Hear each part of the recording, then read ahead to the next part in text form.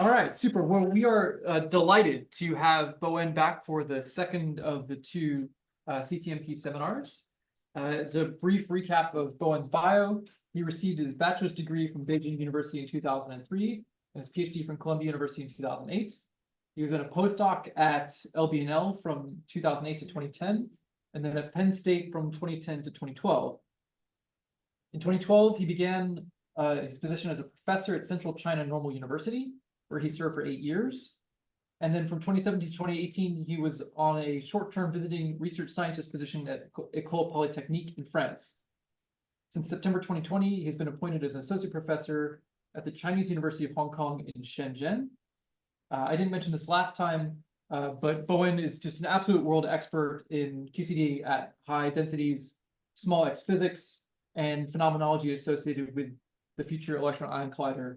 We're really honored that you're taking the time and super grateful, really delighted to hear your talk on understanding the energy momentum distribution with the Weizsacker-Williams field. Please take it away, Bowen.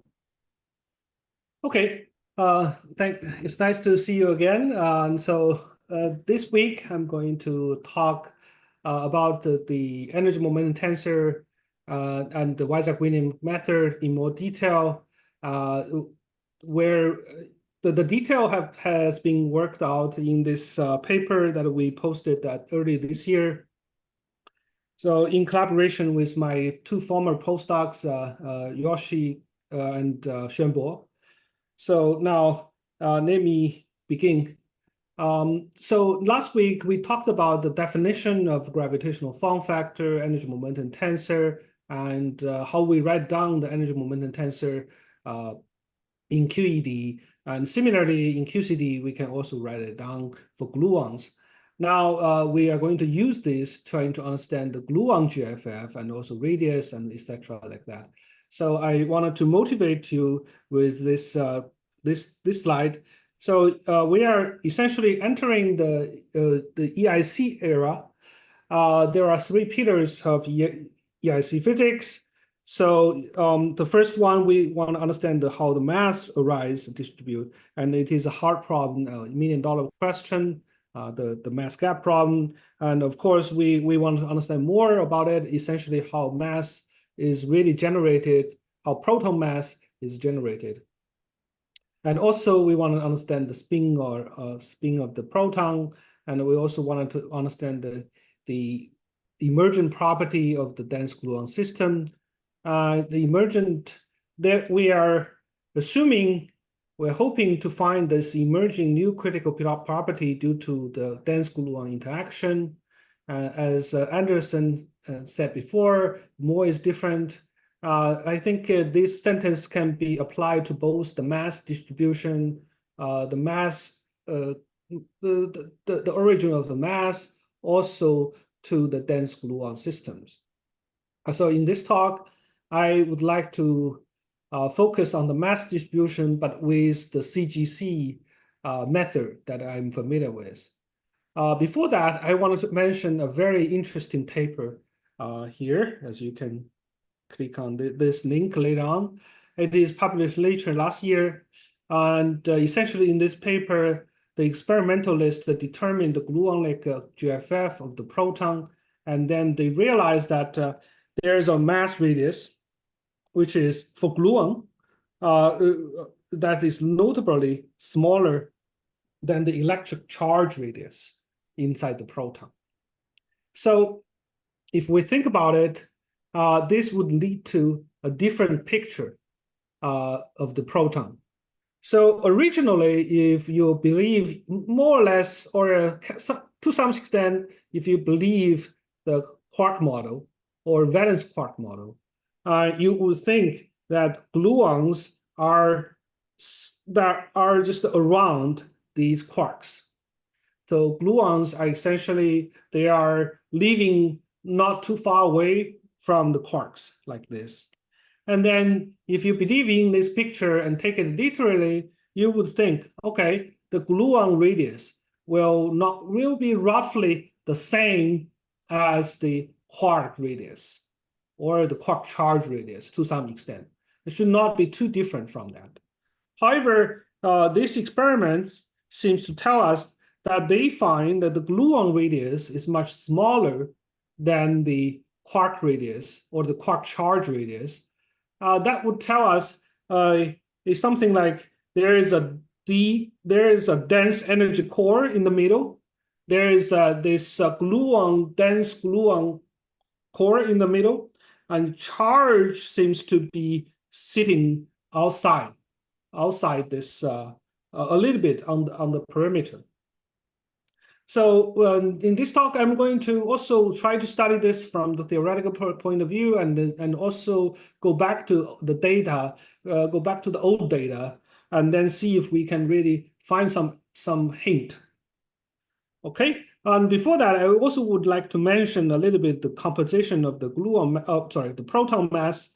And according to Xiangdong in his 1995 seminar paper, you can decompose the mass of the proton into 4 parts. The first 2 comes from quark, the second 2 parts come from the gluon, and then you have the quark energy and gluon energy and the quark mass, and also the trace anomaly term.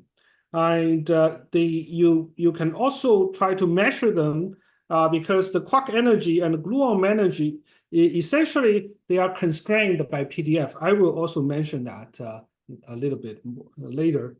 And also this quark mass term can be accessed through low energy scattering, according to the yellow report.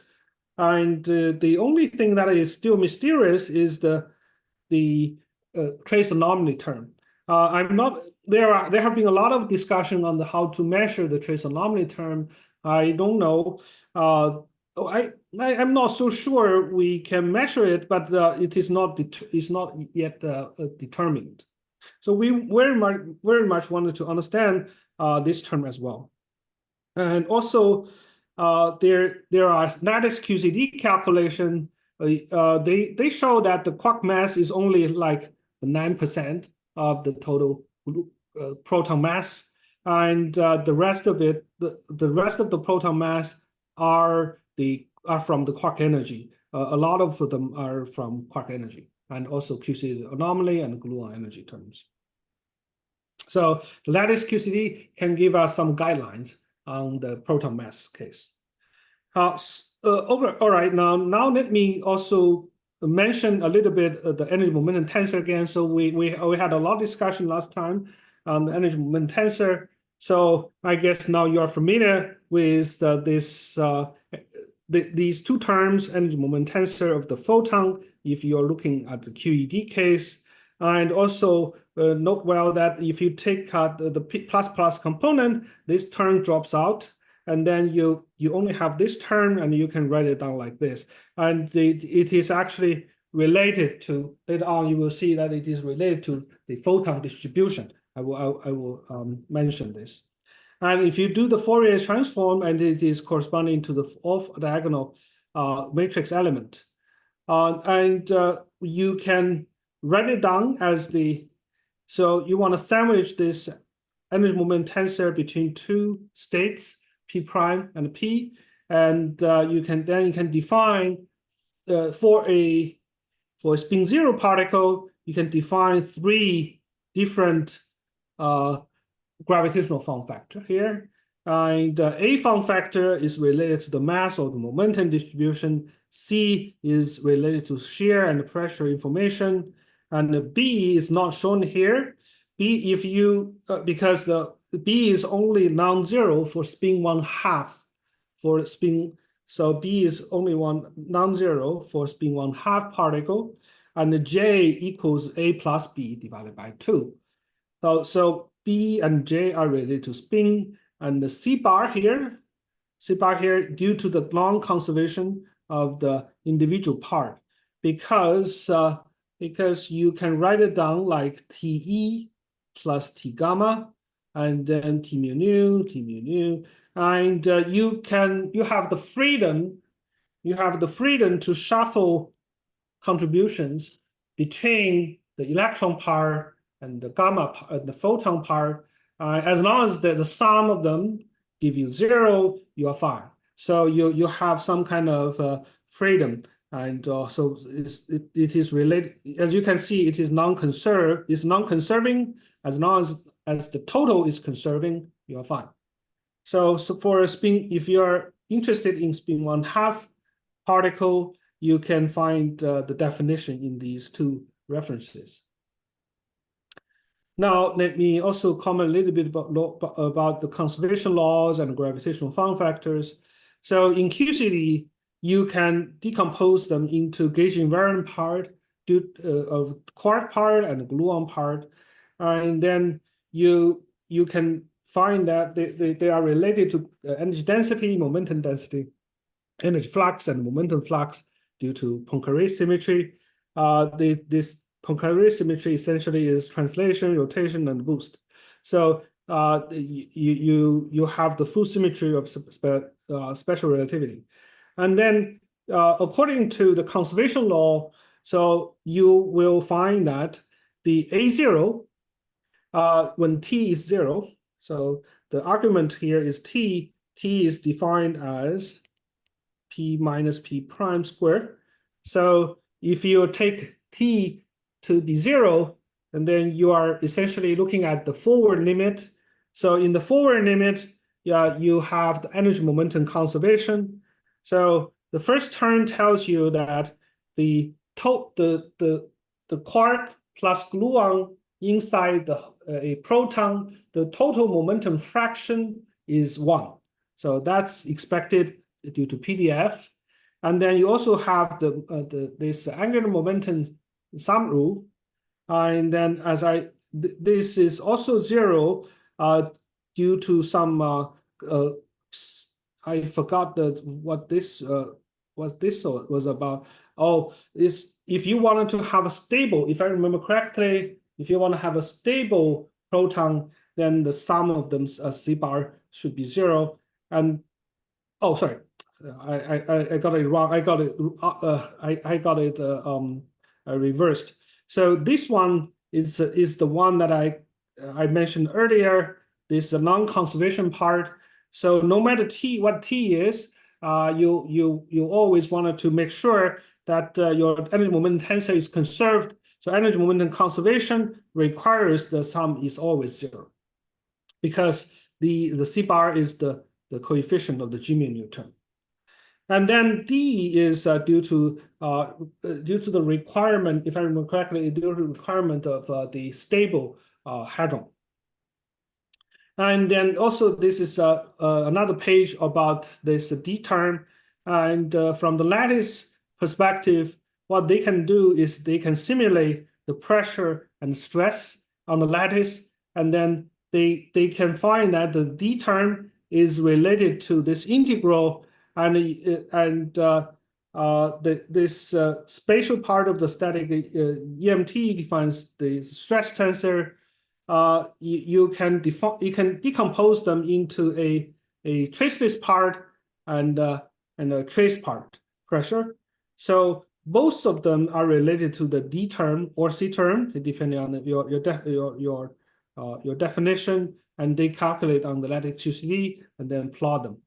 And then the sum of the two D term is related to this integral of pressure, and they are expected to be 0 if you sum the quark and gluon together.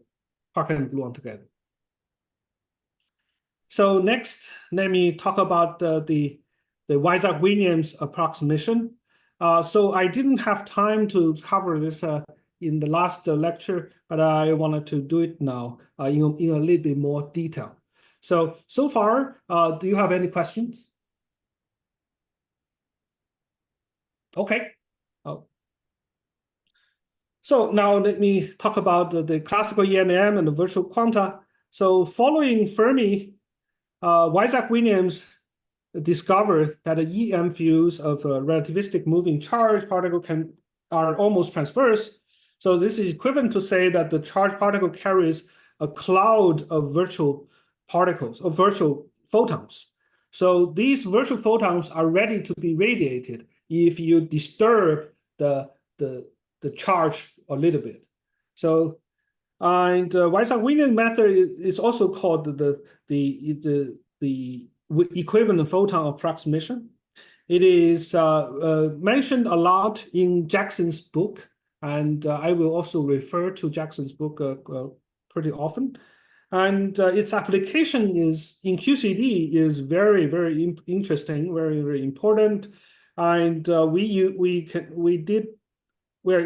can apply the same method to calculate the gluon distribution as well. So this was done in 30 years ago by Larry McLaren and Vito Goplan, and later on by Yuri Kovchikov and a lot of people, and including Weigert in the audience. So this has very interesting application. And also I wanted to mention a bit more that people can, as a matter of fact, apply this to gravity as well. So they consider a mass particle, not too massive, but massive, carry some mass, and boost this massive particle to close the speed of light, and then calculate the gravitational wave using the same method. And I also read one of the interesting paper by Hooft, and he did some early work on this. So as you can see, this idea is very novel and very interesting, and it has a lot of applications. So let me now tell you a little bit more about it. So imagine that you have a static charge, like here on the left. You boost the static charge to close the speed of light, or almost the speed of light. And then you can find that now originally in the static field case, it's you have no magnetic field, you only have electric field. The electric field is static. And in this new case, you realize that now you have electric field transverse, and also transverse magnetic field. And the magnetic field is perpendicular to the electric field, and they are both transverse perpendicular. They are both perpendicular to the direction of propagation. So, and as you can see from suppose this cartoon here, suppose this is the direction of propagation. You have the electric field here and the magnetic field in this direction. And the way to do it, you can write down the vector potential in the static case and then boost it into the infinite momentum frame, and you will find that this vector potential goes like this.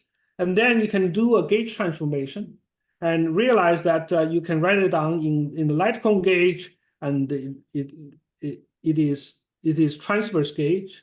So the gauge potential now becomes transverse. Originally, if you do the boost, you realize that by boosting your vector potential, you have no transverse vector potential, but the only non-vanishing transverse vector potential is the longitudinal one. But this is highly unphysical because the physical fields, like the electric field and the magnetic fields, they are transverse. So it's very awkward to work with this covariant gauge potential. Then it is more convenient to work with this light cone gauge potential. And in this very interesting early paper from 92, they showed this, and it was I found it interesting also because Daniel Kabat was our professor back in Columbia.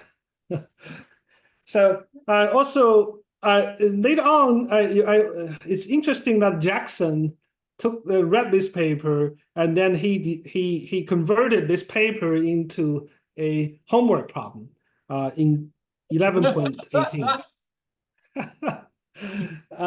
So I found it hilarious, so I would like to mention that.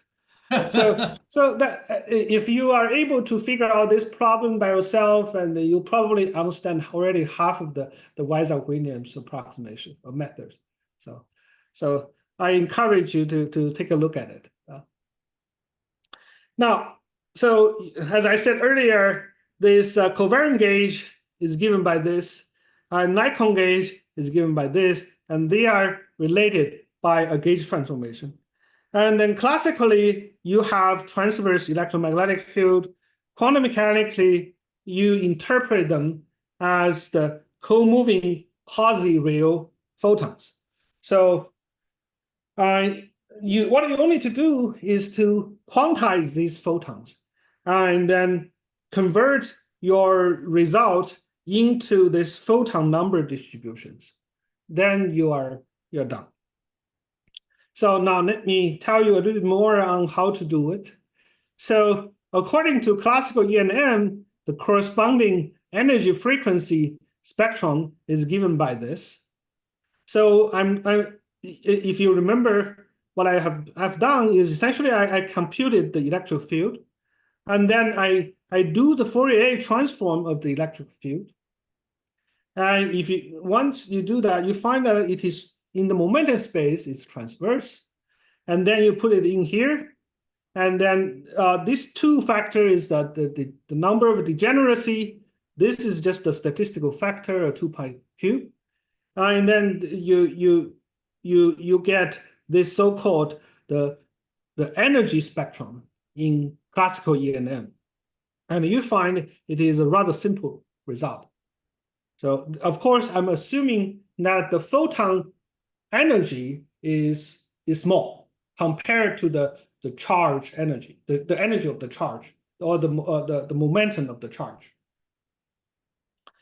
So now again, the EPA means to replace the ELAM field by this equivalent spectrum, and also we would like to quantize the photon. How do you here? The quantizing the photon is quite trivial. The way why it's trivial is that since you have the energy spectrum here, you divide it by omega. You divide this by omega, you get the number of photons. The physical meaning of I is the energy per unit volume, and then you divide by the energy of the photon, and then you get the number of the photon. So that is why we can also now introduce the photon distribution in the following way. So suppose this is the photon distribution, x being this, x being omega. Let's say you can define the omega being the photon, the energy of the photon, and then the the capital E being the total energy of the charge. So suppose you have a highly boosted charge, the charge must have a very, very big energy. So we assume that x is small, and then you calculate, you can figure out that this is the expression for the photon distribution if your charge is moving at exactly a speed of light. Okay. Now what I have done here is more or less a quantum mechanics calculation plus classical E&M. So if you really wanted to do it in the QFT, so you would like to have a better definition. You would like to define as the operate expectation value of this operator. Okay. Expectation value of this f plus i, and then do the Fourier transform. And essentially what it means is that you have a very high energy electron with charge ZE, and then radiate a photon, which taking away a small fraction of the total longitudinal momentum, and then also it can carry a small kT.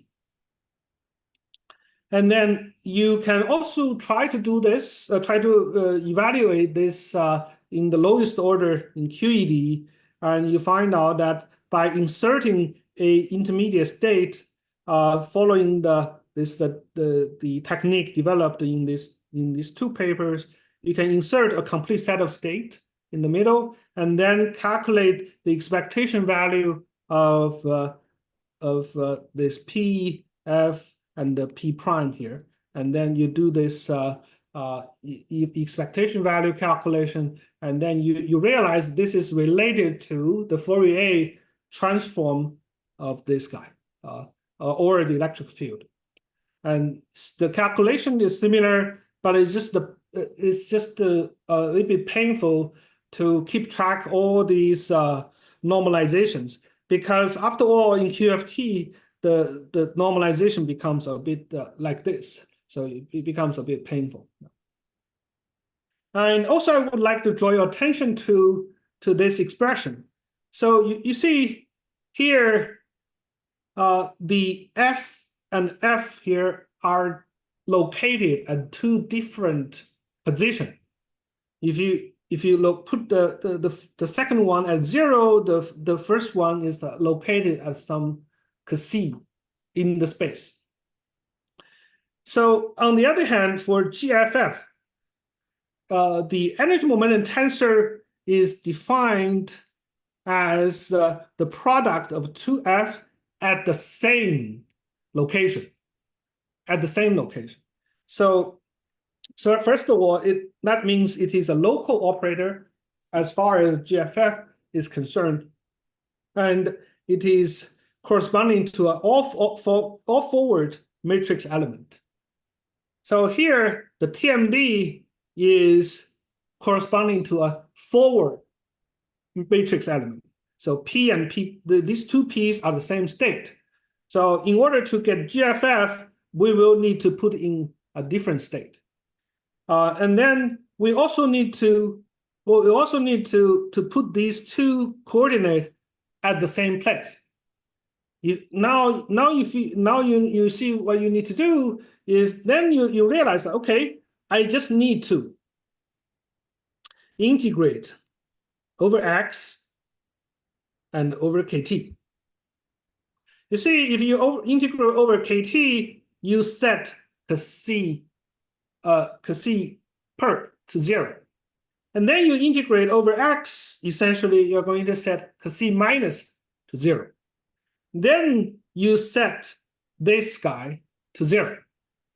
After doing these integrations, you realize, okay, I'm looking at the local operator now. I'm getting the local operator now. On the other hand, you also you do not want to begin with the TMD, because TMD is requiring that these two states are the same. So you wanted to make them different, then you wanted to begin with something more general than the TMD. So that's some motivation that I wanted to give you, and then you can anticipate what I'm going to do next. Okay, any questions so far? Okay, if not, then you can do a similar calculation, and then you would get the same result. So as this before, so the classical calculation and also QFT calculation essentially give the same result. And also you can apply this to a TMD photon distribution for a large nucleus with a finite mass m. Previously, I was assuming that the charge has a negligible mass. You can boost the charge very, very close to speed of light.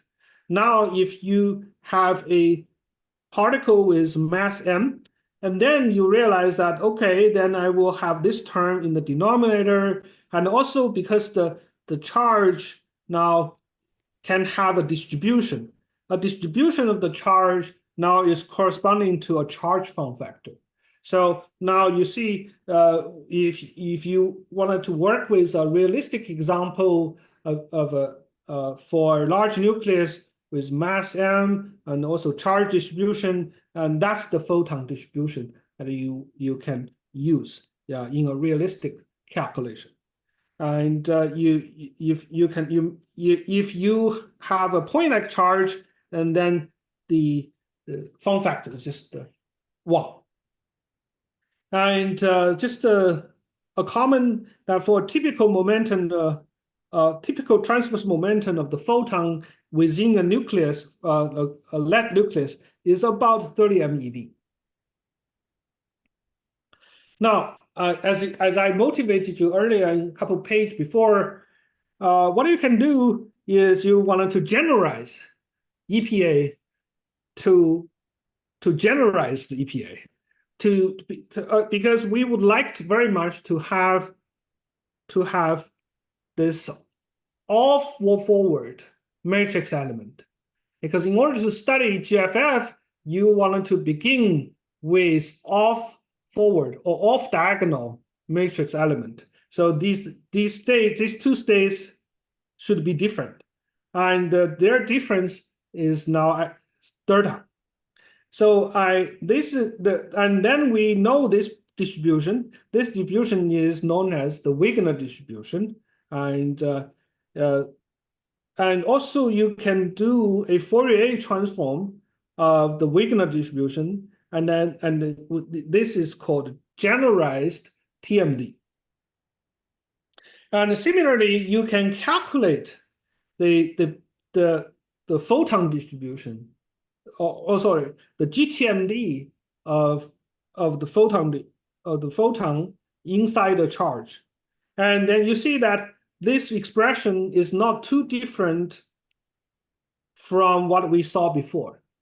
The only difference is that the definition of Q and Q prime now different. Originally, it was just the KT, is just the transverse momentum, and you set the momentum transfer delta to 0. Then you go back to the forward case. If you are working with a non-forward case, and then you realize that, okay, what I need to do is to just make sure that I have a different Q perp in the amplitude, on the amplitude, compared to the Q perp prime on the complex conjugate amplitude. So that's essentially required for the definition of GTMD. And if you try to integrate the B perp here, if you try to integrate the B perp here, B perp is essentially the impact parameter.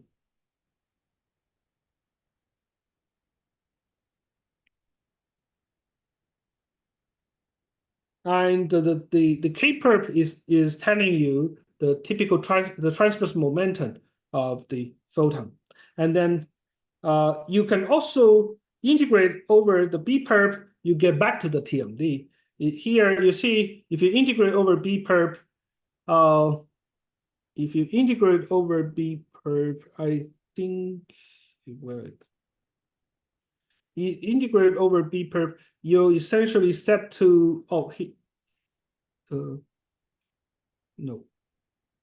You integrate over B perp, you get back to the TMD. And if you integrate over KT, then you get the so-called the B perp distribution. Let me see. Yeah, here if you try to integrate over delta, or setting delta to 0, you get back to the TMD. Okay, any questions?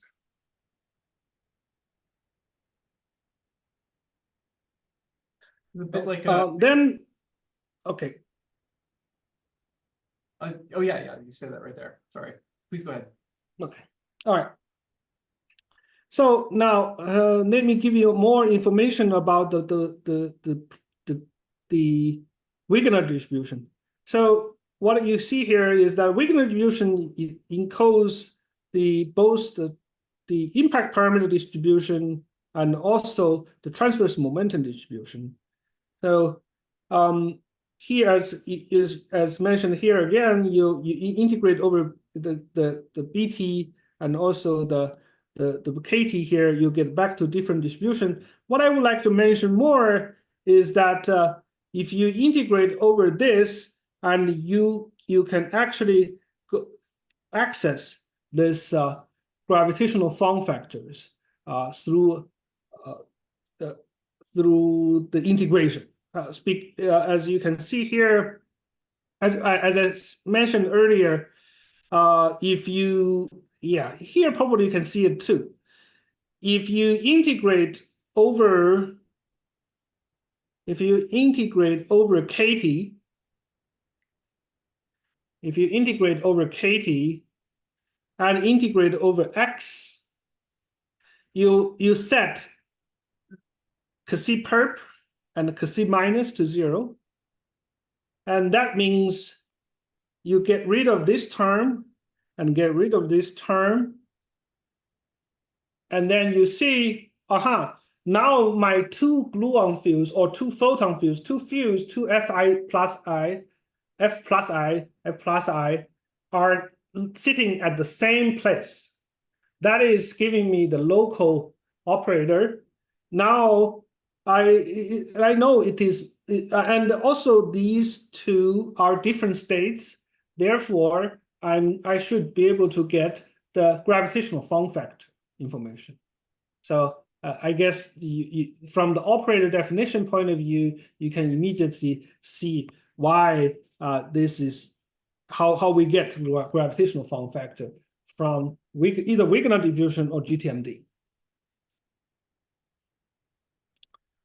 Okay, and because I also wanted to talk about how to do this not only for photon QED case, I also wanted to do it for the gluon case, for proton in QCD. And then let me give you a brief introduction to small x physics and how we calculate and understand the gluon GTMD from small x formulas. So in small x formalism, we assume that the energy is high, and then then the collision is dominated by these gluon exchanges. So suppose you have a deep magnetic scattering. In the low energy collisions, you strike out a quark and through this virtual photon. However, if you look at the high energy collision, then the virtual photon essentially have a long lifetime, has a long lifetime, and then it fragment into QQ bar pair, and this QQ bar pair can have multiple gluon exchanges, dominated mostly double gluon exchanges with the target. So as you can see in this high energy limit, it is better to work in this so-called dipole picture, and you write down the cross section or this F2 structure function in terms of these two objects. So the first object would be the splitting function represented by psi here, and also the scattering amplitude represented by this 1 minus 2 here. And there is a very interesting observation from Hera experiment is that people find that normally at low energy collision, you see that the F2 structure function is a variable of it's a function of two variables. It is depending both on x and the q square, as shown here in this plot on the left. And then, however, if you work in the low x limit, and people realize that if you assume the scatter amplitude is only a function of QS, which depending on x, and the R perp here, and it is only a function of this guy here, and then you can expect that the F2 structure or the total cross section is depending only on a single variable defined by this variable tau here. Tau, I believe, is defined as the q square divided by qs square here. So this is one of the early evidence of small x physics, or so-called small x color glass condensate. So also we would like to work in the small x formalism, and then one of the most useful way to talk about high energy collision is to define this Wilson line here.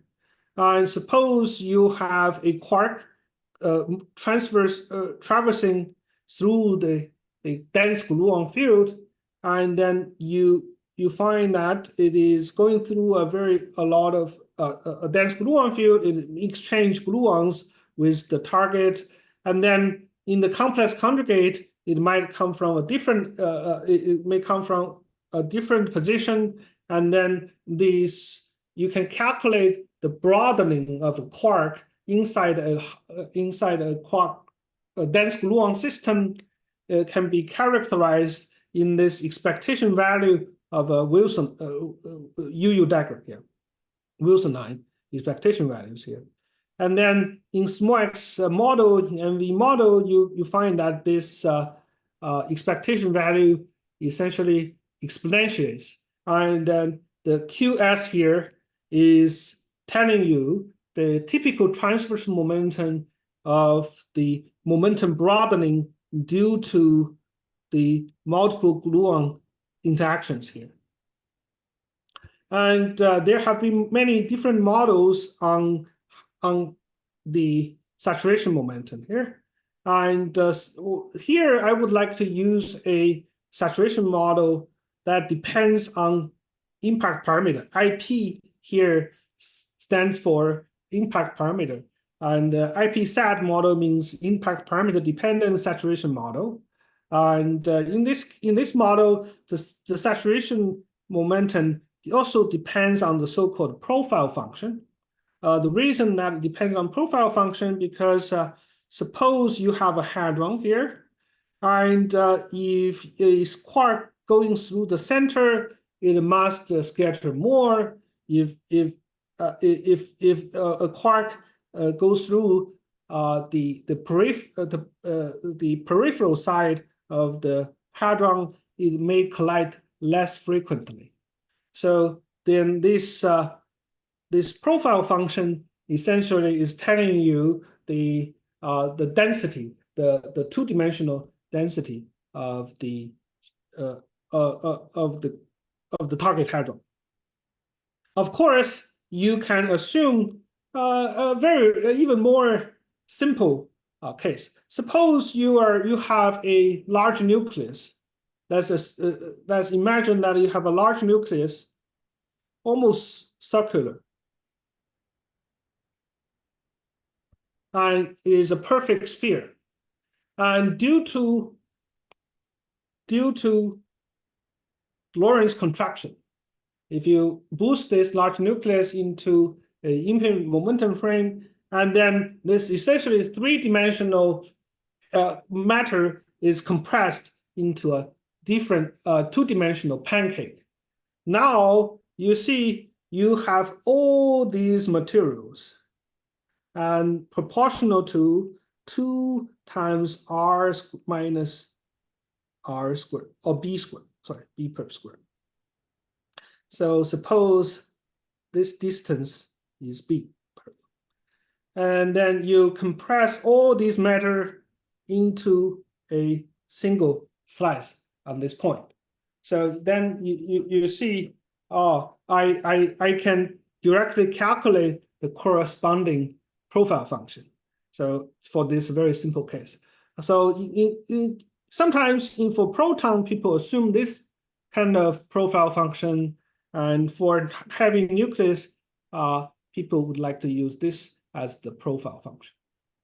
And in general, people sort of understood the scattering matrix, the dipole scattering matrix, goes like this. It must go to 1 if R perp is very, very small. This is known as color transparency. So when R goes to 0, R perp goes to 0, this means this X perp goes to Y perp, and then you essentially have a color neutral system, then no scattering happens. And then also we know if we expand it up to the first order, we should expect that the scattering matrix goes like this. This would be the first correction. Okay, so far so good. Any questions? Yeah, we got one here. Yeah, I guess I'm just wondering the difference in the distribution function between a large nucleus and a proton.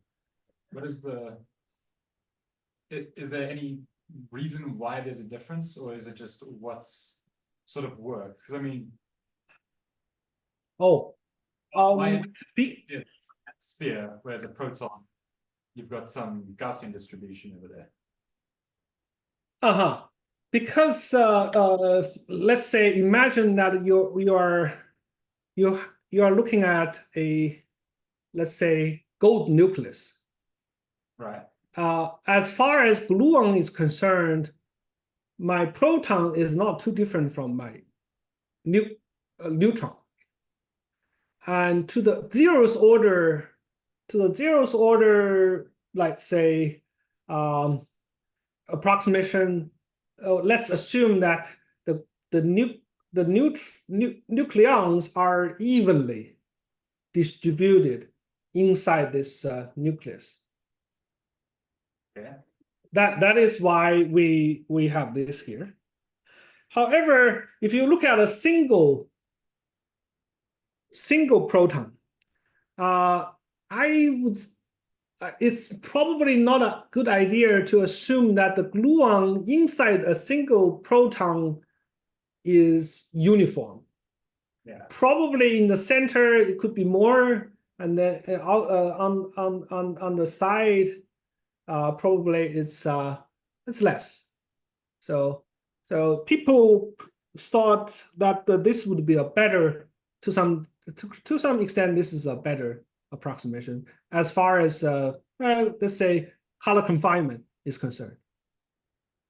Okay, that makes sense. Thank you. Yeah. Okay. Now, also I want to mention a little bit interesting thing in the development of the gluon distributions. So earlier I told you something about the photon distribution, how to use Weizsacker-Williams method to calculate the photon distribution, and it is like a classical E and M derivation, and you can apply almost the same method to do this for a gluon distribution inside a large nucleus. And so what you can do is you assume that you do this Maclaurin-Van model, you use this MV model, and then take into account the fact that a gluon is non-abelian. Now the calculation becomes much harder, but it's doable. But the idea is almost identical to the photon case, and you can derive the Weizsacker-Williams distribution for the gluon. And the operative definition is almost the same. However, there is a gauge link here. In the photon case, I do not need to really put the photon as gauge link. We'll give the gauge link to photons, but in gluon cases, because because the gluon interact with each other, I do have to put in the gauge link now. The gauge link is making sure that this expression is gauge invariant. So the gluon distribution is gauge invariant. And then later on, people realized that there could be two ways. There could be two gauge invariant gluon distributions, depending on how you put in the gauge link. So in the first case, you have a 0 here. You have CUHK minus and CUHK perp here. You have 0 and 0 here. So the two gauge link would be this way. So that's the gauge link corresponding to this and this. So, however, in the second case, the gauge link would go like this.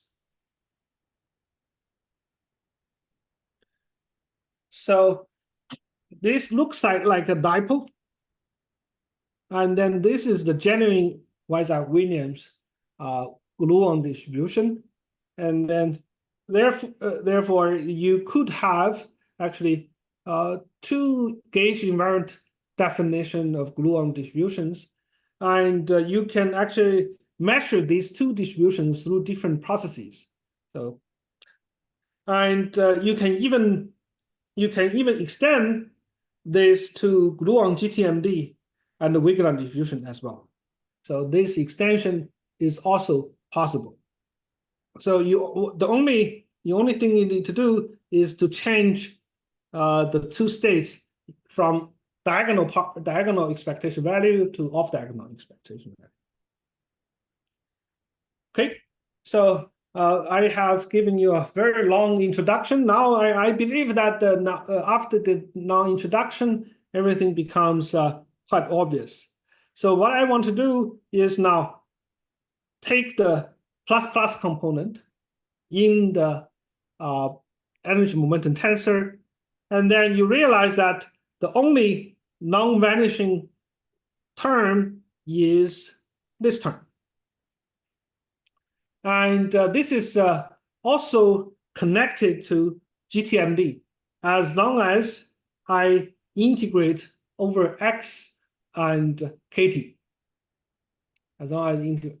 So indeed, we did two calculations. You can directly evaluate this matrix element, and using the same method before, you can find that the A form factor looks like this, and or you can directly work on the photon GTMD by integrating kt and x. The only thing that you keep is delta. Delta is delta square. Delta square is t, as a matter of fact. Is the momentum transfer. And then also now you can define the mass radius. What you can do is you can, depending on 2 or 3D, let's say if we're interested in 2D gamma radius, you can directly evaluate this in QED. You find something is not very, it's a little bit puzzling here, but we understood later on. First of all, you find if you work on a charged particle, then you set this to 1. So if you're looking at a point-like charge, you get this. And then you do the integration, you realize that you have a UV divergence. But that's okay, because we understood that UV divergence is simply due to the fact that for a point-like charge, you can get in very close to the charge. The closer you get, and then the closer you get, then the larger the A form factor could be. So that kind of explains the UV part, the UV divergence, because there's nothing prevents you from getting very, very close to the point-like charge, to the charge.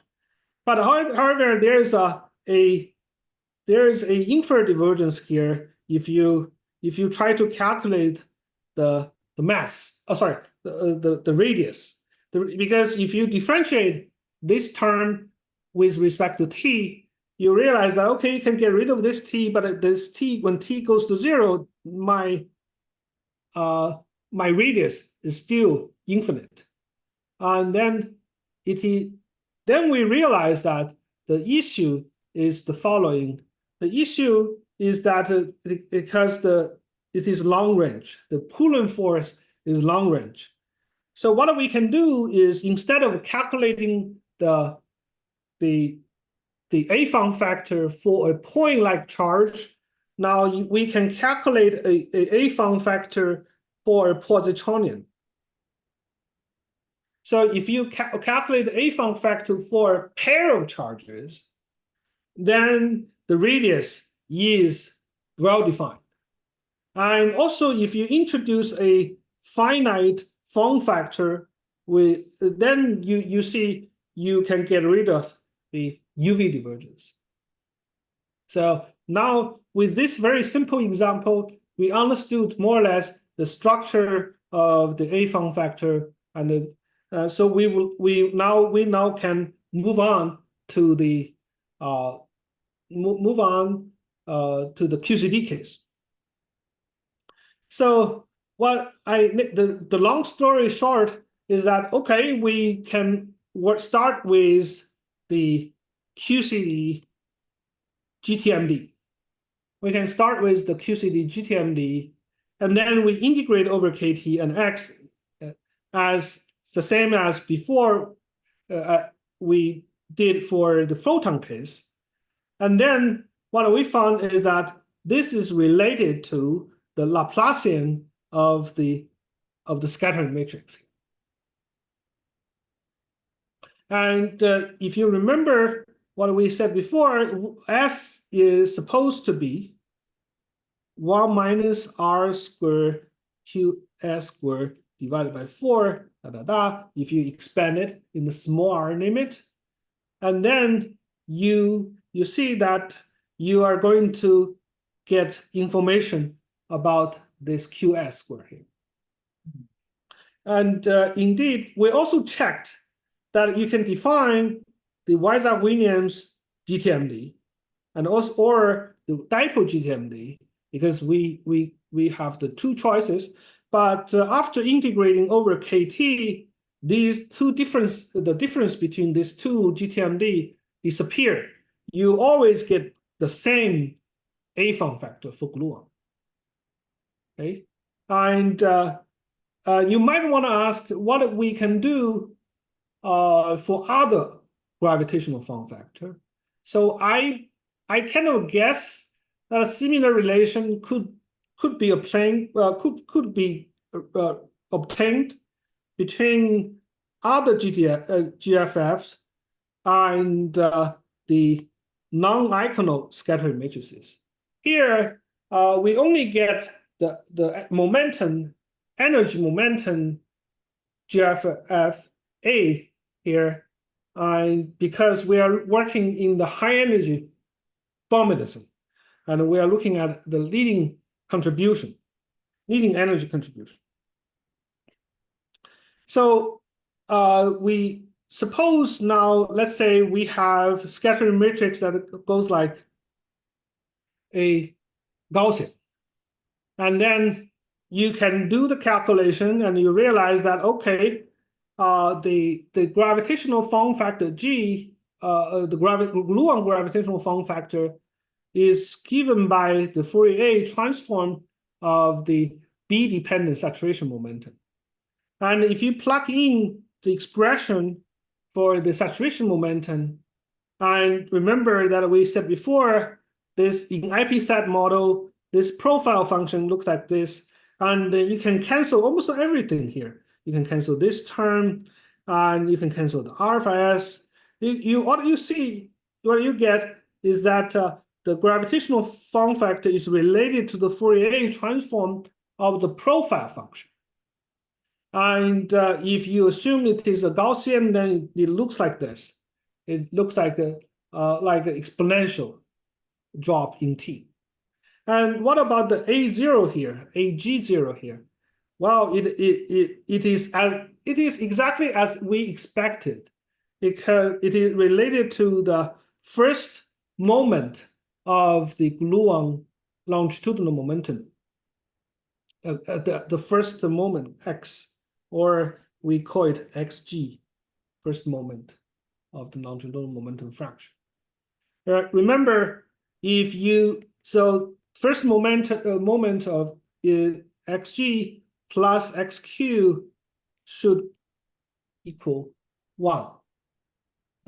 Like we said before, in the AG case, plus AQ this is the sum rule due to the energy momentum conservation that I mentioned earlier.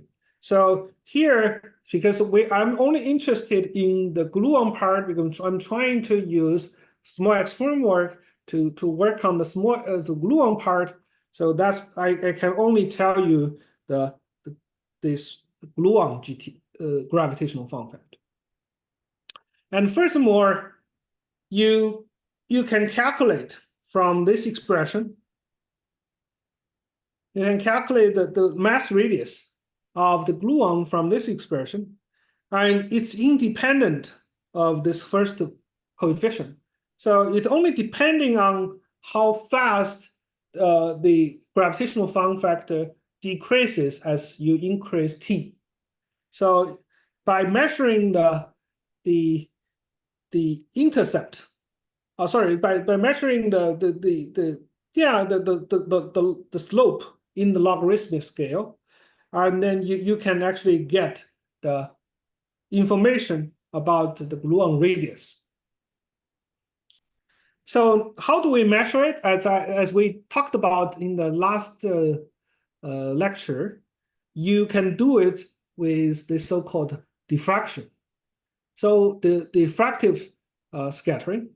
Now in QCD, suppose you have deep inertial scattering. Suppose you shoot a beam of light onto this obstacle. If you assume that these beam of light are simply plane waves, and then after passing through this, you would observe this kind of diffraction pattern on the screen. And similarly, if you scatter a virtual photon on a target, you could observe this type of cross-section as function of t. And then all these minimums are related to the size of the target hadron. So it is a common practice to use diffractive scattering to study the spatial distribution of the gluon. So there are two kinds of diffractive scattering, especially the vector meson production. There could be a coherent, where the target is intact, and incoherent, the target is broken up. So normally this one is dominant in small t limit. This one is becoming important if you go to large t, when the momentum transfer is large. So you see here, this as we discussed before, so you have a momentum p coming in and momentum p prime going out, and then you exchange 2f here, and then this is exactly, this looks exactly like what we want, right? So in order to study the gravitational form factor.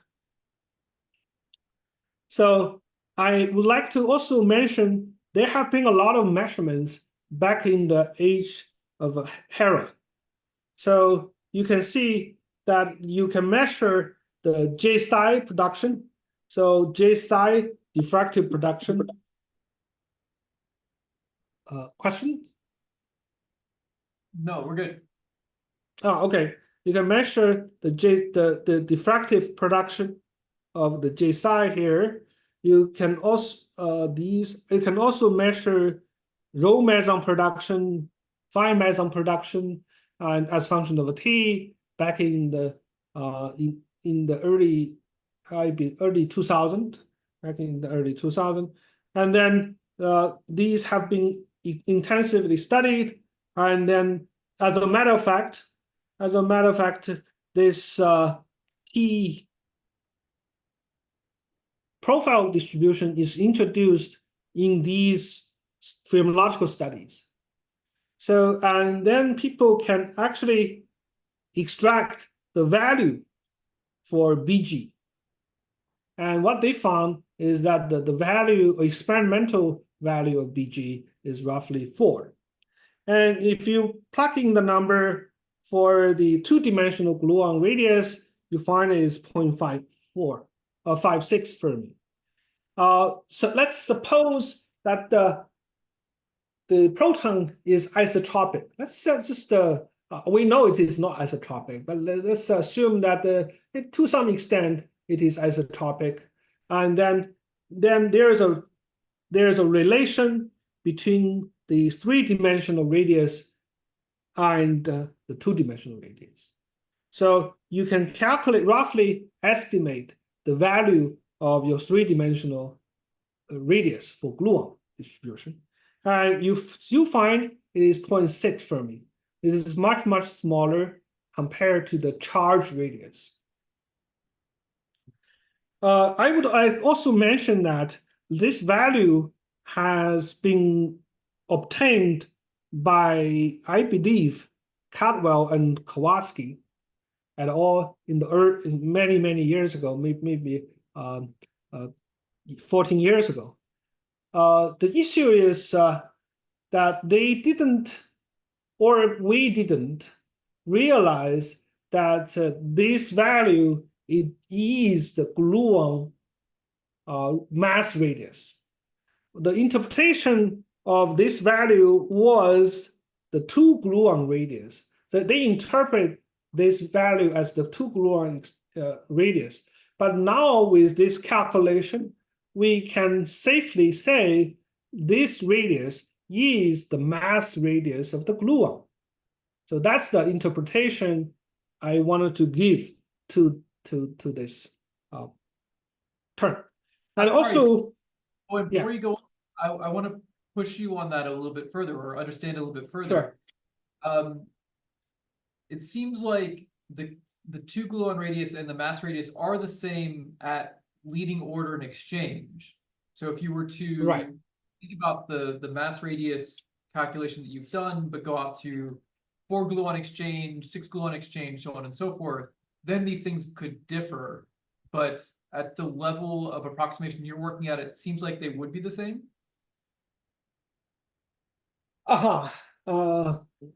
Very good question. I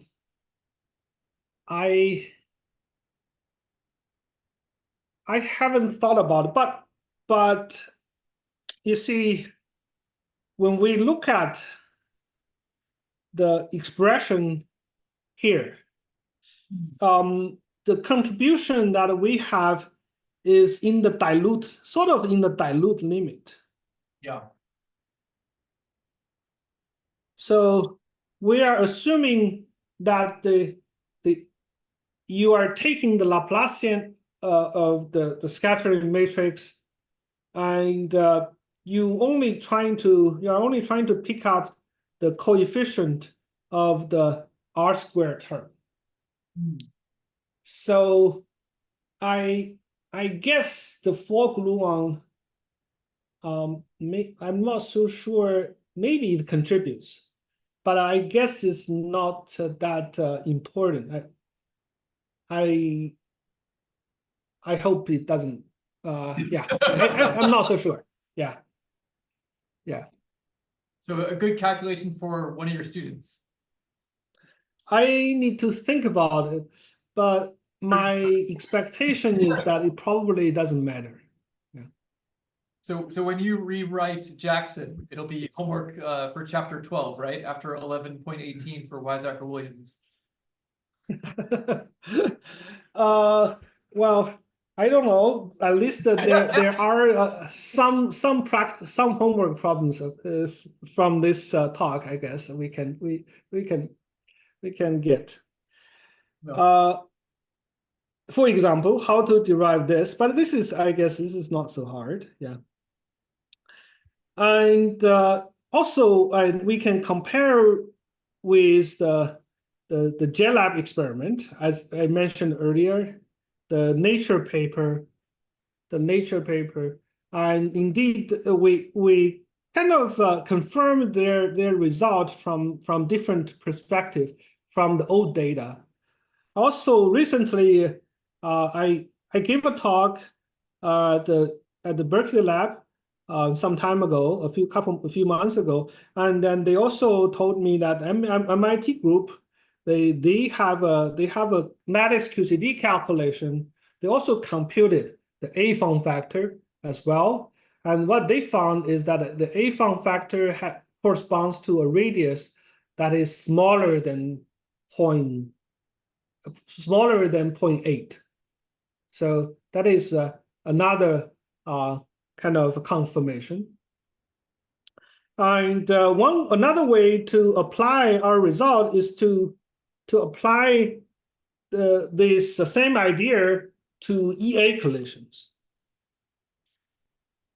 If we try to apply this to EA collisions, and then you assume that so inside this large nucleus, there are protons represented by the blue circles, and you could have neutrons that are represented by the red circles. And then if you assume that they're uniform, then you could have this relation. So you could, at EIC, measure the gluon radius of a large nuclei, of a large nucleus. And then you can measure the charge radius of the proton, and you can also trying to get you can try to get the radius for the neutron, and this may give you another way to measure the neutron skin, the so-called neutron skin.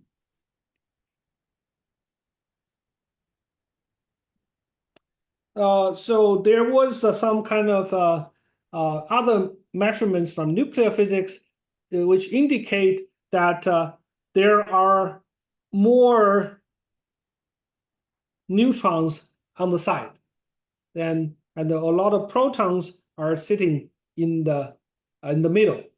So if this is true, we at EIC we can have another measurement by measuring the gluon radius here and also charge radius. You can obtain the neutron radius, and this may give you another way to study the neutron skin problem. Okay, that's all for my talk. Sorry, I already go over time, and let's see if we have any questions.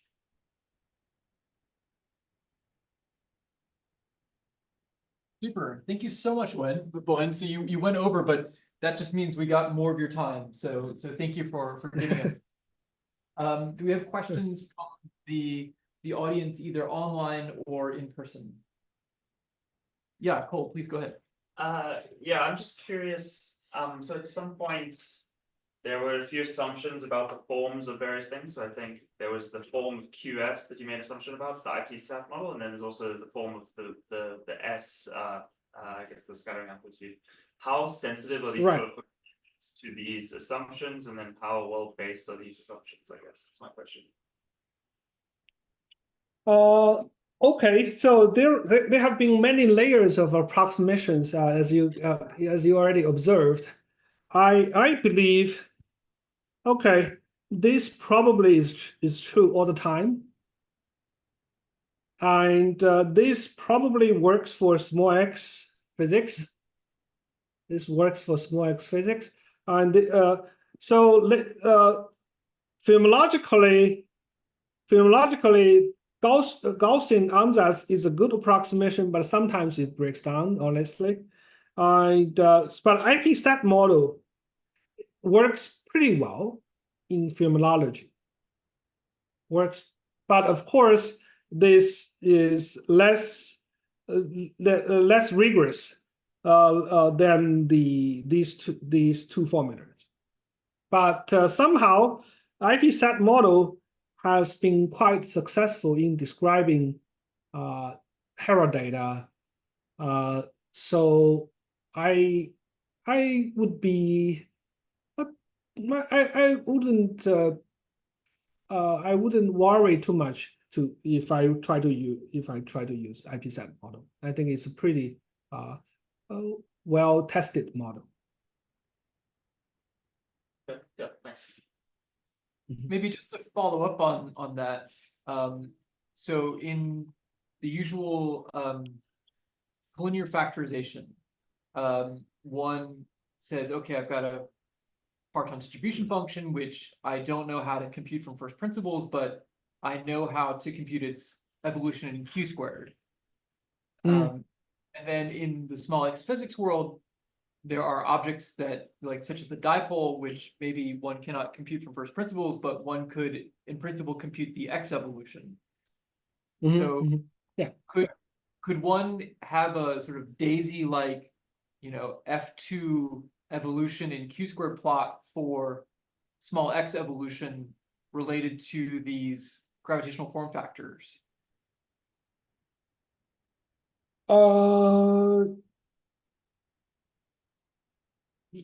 It's well, essentially the gravitational form factor is related to the so-called GPD, generalized parton distribution. I didn't go in too much detail on this because the gravitational form factor is it is related to the GPD here. GPD has its own evolution, essentially.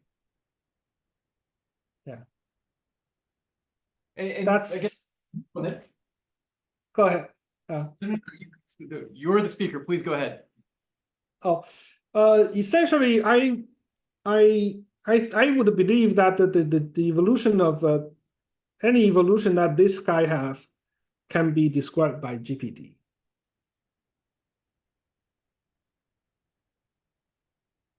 I guess you go into these phenomenological models, the Gaussian model, the IPSat model. Mhm. My understanding is those models don't have the first principles evolution in X that one should get from first principles CGC type calculation. So is there a way to include that more closely aligned first principles calculation in the phenomenology? Oh,